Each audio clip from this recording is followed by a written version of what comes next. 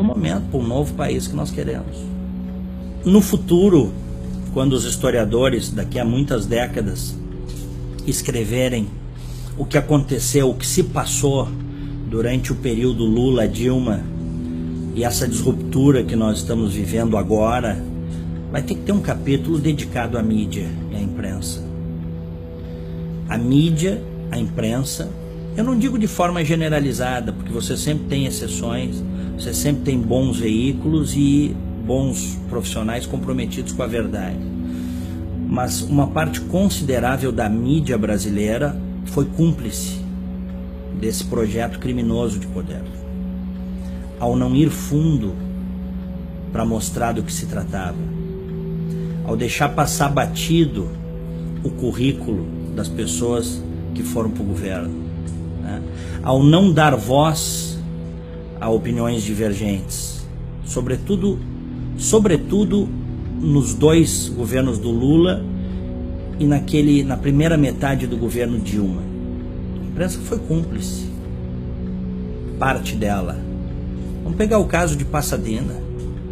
Ora, se não era para a imprensa ter ido fundo quando surgiu o escândalo da refinaria de Passadena, uma refinaria que custava 43 milhões de dólares, foi adquirida pela Petrobras, com a senhora Dilma Rousseff de presidente do conselho da Petrobras, por quase $1 bilhão no exterior.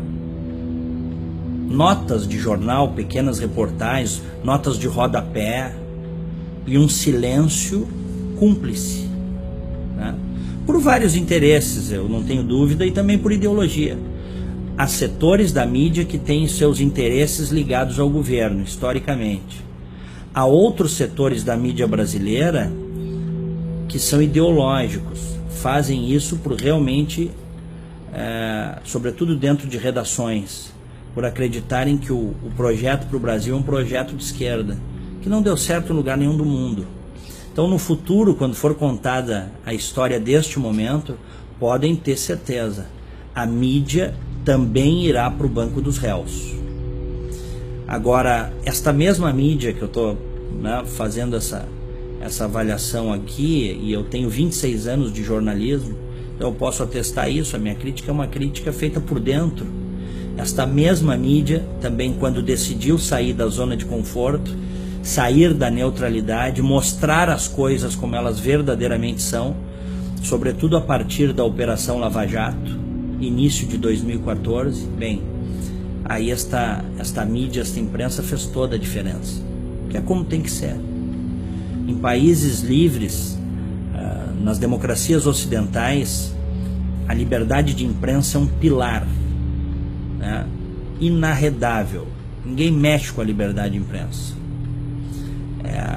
Mas a imprensa tem que fazer a sua parte.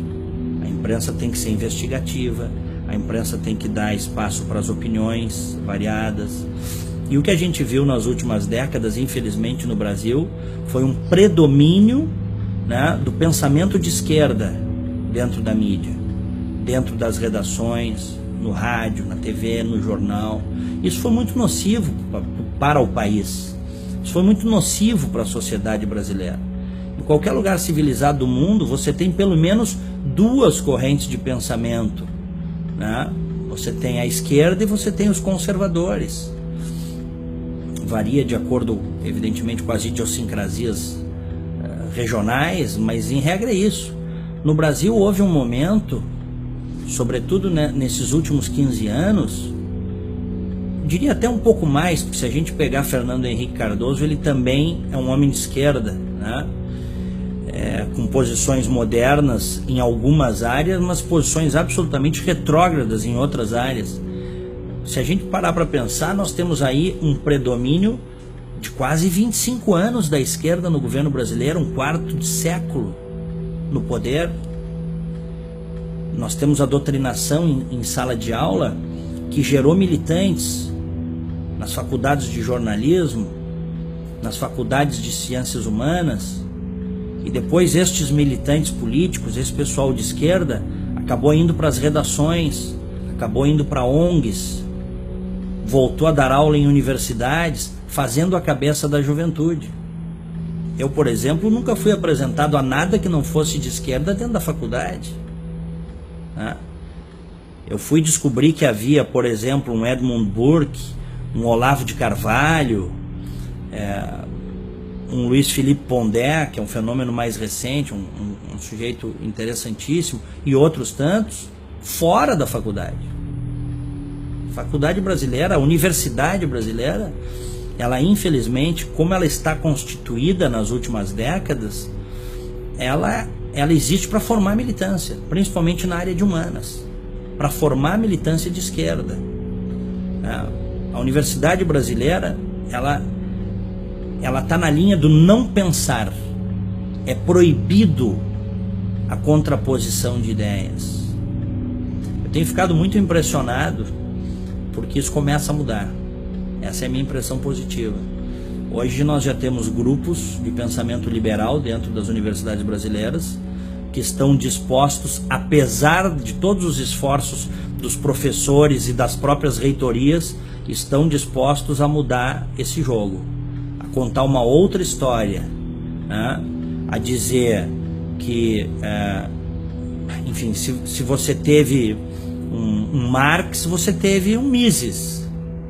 Se você teve um Lenin, você teve um Churchill, né? Se você tem um Rousseau, se você teve um Rousseau, se houve um Rousseau, houve também um Edmund Burke. Essa é a disruptura que nós estamos vivendo, mas infelizmente eu vejo ainda como problemática a academia brasileira. As universidades brasileiras, elas são excludentes e elas, sobretudo na área de humanas, elas cerceiam o livre pensar. Isso é muito ruim para o país, isso é péssimo para o país.